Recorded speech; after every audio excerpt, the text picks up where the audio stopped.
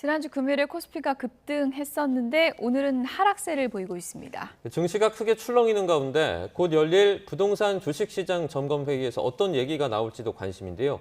경제 상황 권혁준 경제평론가와 함께 이야기 나눠보겠습니다. 어서 오세요. 어서 오세요. 네, 안녕하십니까. 이재명 대통령이 순방 마치고 귀국했는데 귀국하자마자 지금 청와대로 출근해서 회의 연다고 합니다. 그만큼 주식시장 급등락세가 좀 심각하다고 보는 거겠죠? 그렇습니다. 지금 시장에서 가장 관심 있어 하는 게 부동산과 지금 증시인데요. 네. 증시 같은 경우는 아시겠지만 변동성이 굉장히 심합니다.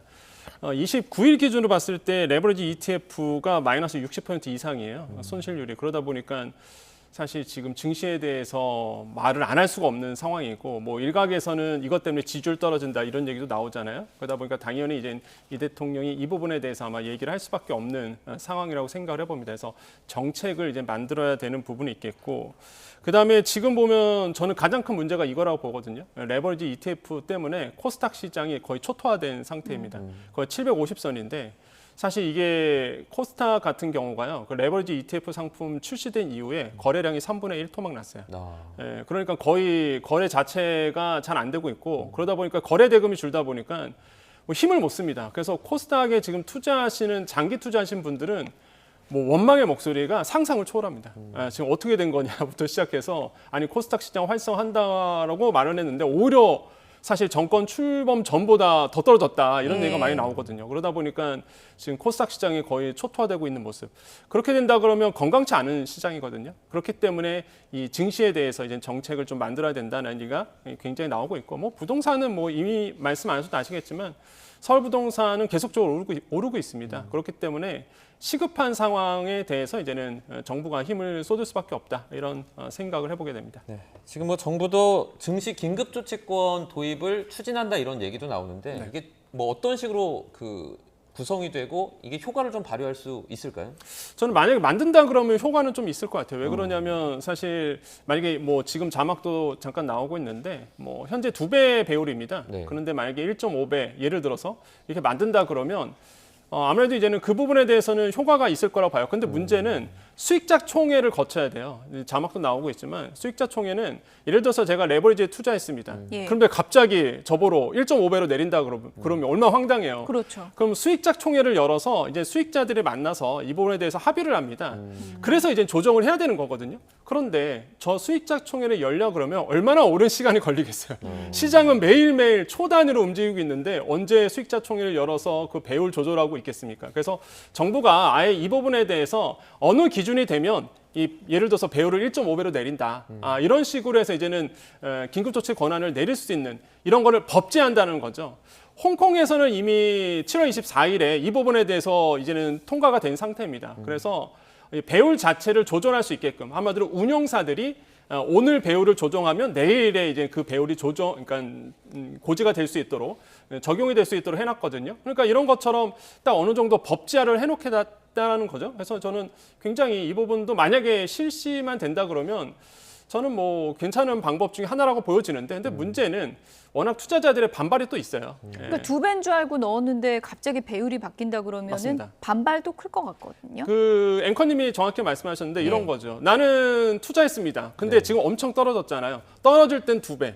근데 이제는 갑자기 1.5배로 바꾸면 오를 일은 1.5배. 예. 그러니까 이게 너무 불공평한 아니냐. 이런 말이 지금 시장에서 나오거든요. 만회하기가 더 힘들어지는 만회하기가 더 건가요? 힘들어지죠. 예. 지금 이미 마이너스 60% 이렇게 됐는데 올라야 되는데 오르는 데는 1.5배면은 사실 이게 뭐냐. 이런 얘기가 투자자들에게는 나올 수밖에 없는 부분이에요. 그래서 이게 아마 단순히 긴급조치 권한에 대해서 법제하겠다. 이게 지금 당장 들어간 데는 아니고 예. 수기 과정을 거쳐야 되겠죠. 그래서 이제는 부작용이 뭐가 있는지도 보시면서 아마 이 정부 당국이 아마 결정을 하지 않을까 이렇게 보고 있습니다.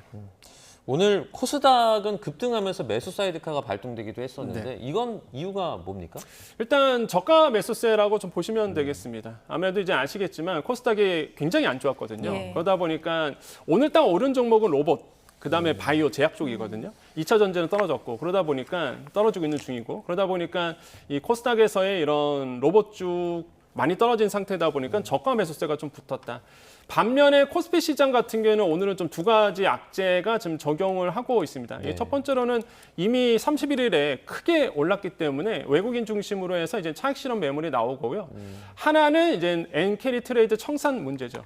지금 아마 시장을 빨리 보시는 분들은 아시겠지만 미국과 일본 재정 당국이 환율에 대해서 엔화 가치가 너무 떨어지다 보니까 야, 엔화 가치 상승하자 합의를 한 상태입니다. 그러다 보니까 엔화 가치가 갑자기 막 뛰어오르거든요. 예. 그러면 엔커리 트레이드 하신 투자자들이 굉장히 많을 겁니다. 예, 전 세계적으로. 그러면 엔화 가치가 계속 오르기 전에 미리 갚자. 그러면은 신흥 시장에서 돈을 먼저 빼거든요. 그게 우리나라 시장인 거죠. 그래서 엔커리 트레이드 청산에 대한 이슈가 다시 한번 불거졌어요. 그래서 지금 오늘 우리 시장에서 외국인들이 또 돈을 빼가고 있다. 그래서 주요한 특징이 오늘 시장에서 두 가지가 느껴지고 있고요. 그래서 이제 코스피 시장은 대형주 중심으로 삼성전자 8% 정도 떨어지고 있죠. 그래서 반도체 중심으로 떨어지고 있고 코스닥 시장이 이제는 저가 매수세로 해서 지금 오르고 있는 상태고요. 이런 식으로 지금 오늘 시장이 움직이고 있다. 이렇게 판단해 봅니다. 아무래도 삼전엑스의 투자자들이 이제 몰려 있다 보니까 흐름에 이제 많은 분들이 관심을 갖고 있는데 지난주 초반에 이제 급락세를 기록했잖아요. 네. 앞으로 어떻습니까? 반등을 좀 많이 할까요? 아니면 하락장이 좀 이어질까요? 지금 시장에서는 과연 이제 반도체 주가가 어떻게 될 것이냐라는 예. 부분인데 이제 가장 먼저 보셔야 되는 변수는 역시나 이제 빅테크들의 캐펙스 투자 부분입니다.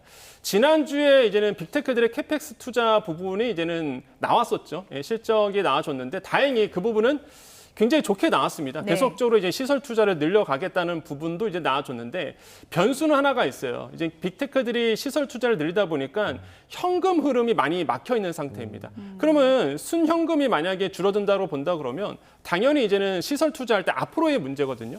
그렇게 된다 그러면 반도체의 악재로 작용할 수 있는 거고 그다음에 이코노미스트에서 지금 보고서가 하나 나왔는데 그게 예. 뭐냐 그러면 우리나라의 반도체에 대한 가장 큰 아마 우려스러운 부분은 중국 반도체의 도전이다. 이런 표현을 썼거든요. 그러니까 중국 반도체가 과연 어느 정도의 공급량을 풀 것이며 세계의 빅테크들의 선택을 받을지 이 부분이 가장 큰 악재라고 볼 수 있고 또 하나가 외신에서 나오는 것들이 장기 계약에 대해서 너무나 많은 환상을 가지고 있는데 그 장기 계약이 생각보다 사실상 우리가 희망하는 대로 장기 물량이 아닐 수도 있다. 예. 언제든지 반도체는 사이클 산업이다 보니까 사이클이 확 죽어버리면 다른 계약 조건이 튀어나올 수도 있다는 얘기를 했거든요. 이게 또 반도체 시장에 또 영향을 주고 있는 것 같습니다. 그래서 그러다 보니까 이런 변수들은 분명히 작용할 수 있다는 거 꼭 기억하시겠고 가장 또 중요한 게 주가는 선반영됩니다. 우리가 자꾸 저평가 받았다 이런 얘기를 많이 하잖아요. 선행 PER이 거의 4배, 5배다라고 얘기하는데 이게 사실상 미래에 있는 가치를 앞으로 끌고 온 겁니다. 그러면 지금의 호황은 이미 6개월 전에 우리 시장에 반영됐을 수도 있다는 거고 네. 앞으로의 6개월 후, 한 8개월, 12개월 후는 모른다는 거죠. 그렇기 때문에 지금의 이제는 이런 어떤 주가의 반도체에 대한 부분은 이미 고점일 수도 있다라는 우려감이 시장에서는 충분히 존재한다. 이런 부분도 보시면서 투자를 하셔야 되겠다. 그래서 저는 꼭 말씀드리고 싶은 게 예. 증권가 애널리스트라든지 증권가에서 나오는 목소리와 네. 평론가가 하는 얘가 좀 결이 다를 수도 있다라는 거. 왜냐하면 저는 증권가가 아니기 때문에 예. 그냥 말 그대로 자료를 보고 이제 말씀을 드리는 겁니다. 그렇기 때문에 너무 뭐 증권가 리포트만 믿고선 투자할 필요는 없다라고 저는 좀 강조를 해드립니다. 저희는 그럼 권혁종 평론가님 설명을 더 믿으면 되는 건가요? 그렇진 않고요. 그러니까 저희가 말씀드린 건 이겁니다. 네. 말씀드린 요지는 다양한 부분을 종합적으로 판단해 보시라는 거예요. 그래서 많은 개인 투자분들이 그게 너무 어려운 얘기 아닙니까? 그렇죠. 리포트만 너무 믿으시니까 그 언론에 예. 보면은 예. 뭐 어느 증권사가 외신에서 반도체 주가는 앞으로 예. 계속 오른다.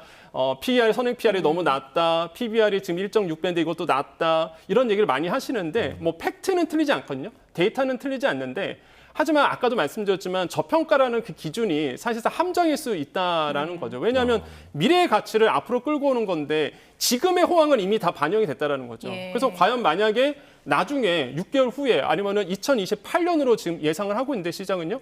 중국이 이제는 반도체 굵기로 인해서 그 물량을 풀어버리면 그때부터는 우리나라에 대한 디램의 가격치, 범용 메모리의 가격은 떨어질 수밖에 없거든요. 예. 그럼 그게 이제 시장에 영향을 줄 수도 있다라는 거예요. 그래서 너무 이게 장밋빛만 볼 필요는 없다라는 거를 좀 저는 말씀드리고 싶고. 사실 그런 얘기가 제일 많잖아요. 반도체 관련해서는 길게 봐라, 길게 보면 우상향이다 이런 얘기 많잖아요. 그걸 100% 신뢰할 수는 없다. 저는 그렇게 보고 있습니다.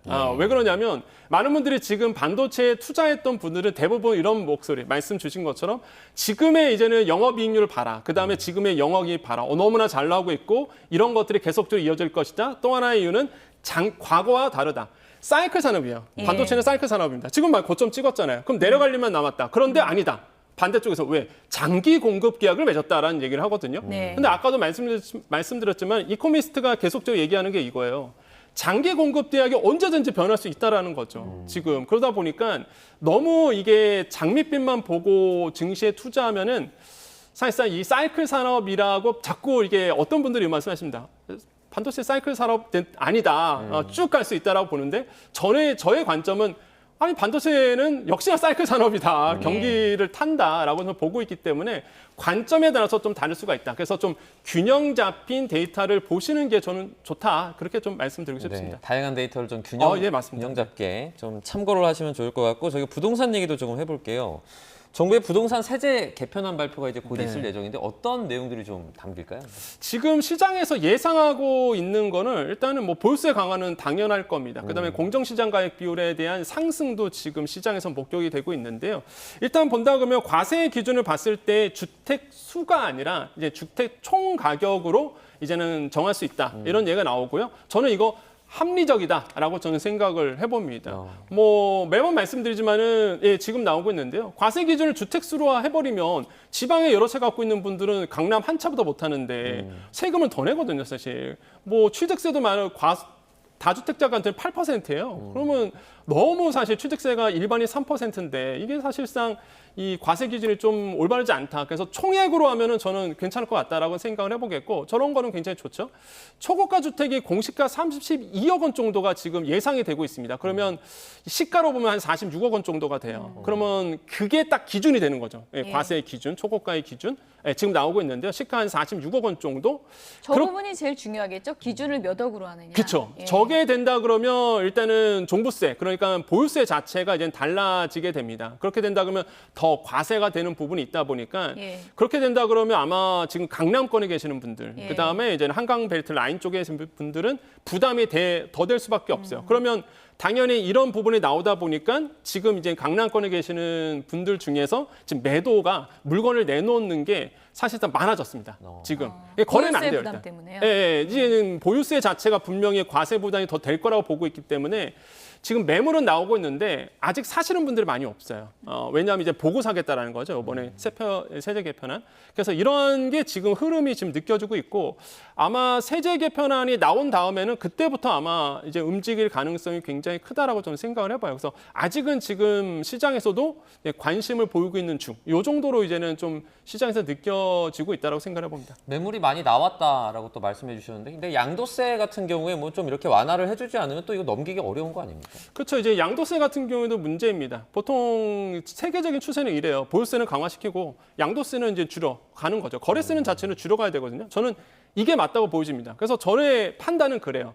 이번에 아마 세제 개편안 나오고 부동산 정책이 나오면 저는 일부분에 대해서 양도세에 대한 부분을 조금 이제는 거래를 좀 용이하게 할 수 있도록 좀 낮춰주는 방안 이런 것도 저는 나올 수 있다고 보거든요. 그러니까 많은 분들이 오해하시는 게 이거죠. 분명히 양도세 중과에 대해서 없앴기 때문에 중과 유예에 대해서 이제 종료시켰기 때문에 양도세는 계속 고 양도세로 갈 거라고 보시는데 저는 오히려 반대입니다. 아마 이번에 세제 개편 나오면 탈출구를 만들어 줄 거라고 좀 봐요. 그래서 이제 양도세 부분에 대해서 좀 낮춰주고 보유세를 더 증가시키는 이런 방향으로 아마 가는 게 저는 맞지 않을까 이렇게 보고 있습니다. 그래서 이제는 많은 분들이 또 얘기하는 게 양도세 중에서 장기보유 특별공제는 분명히 이거는 바꿀 겁니다. 지금은 장기보유 특별공제가 보유사실, 거주사실, 그래서 40에서 80% 공제해 주는데 그게 아니라 이제는 거주를 무조건 해야지만 보유만 해서 되는 건 아니죠.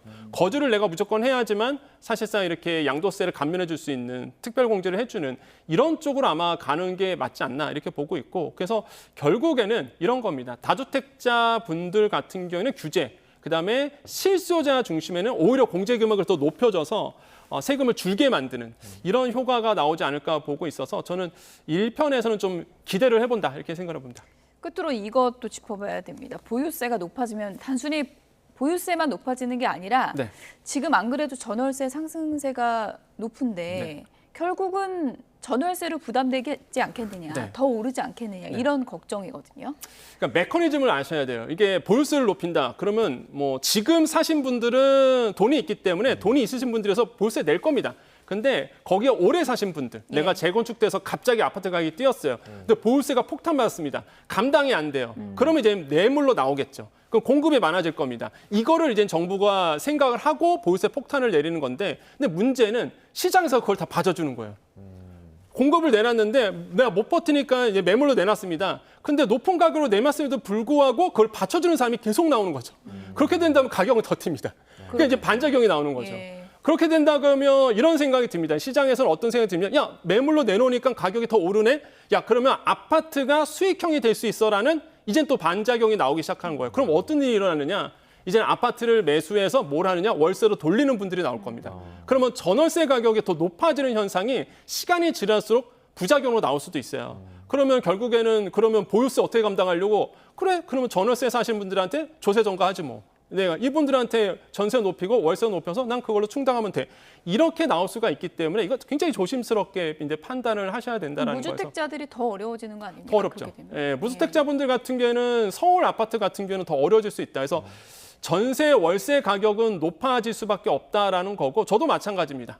저도 이제는 개인적으로 이제는 전세를 주고 있어서 이번에도 만약에 가격이 높아질 가능성이 굉장히 크거든요. 그렇게 저도 높일 생각이 있고 그러다 보니까 전월세 가격은 아마 계속 높아질 가능성이 왜냐하면 시세가 굉장히 높아져 갖고요. 이런 부분을 굉장히 반작용, 부작용도 아마 정부가 고려를 하셔야 된다라고 말씀을 드립니다. 네, 부동산 대책이 뭔가 좀 세심한 정책이 나와야 맞습니다. 될 것 같다는 생각이 드네요. 지금까지 권혁중 경제평론가였습니다. 고맙습니다. 네, 감사합니다. 고맙습니다.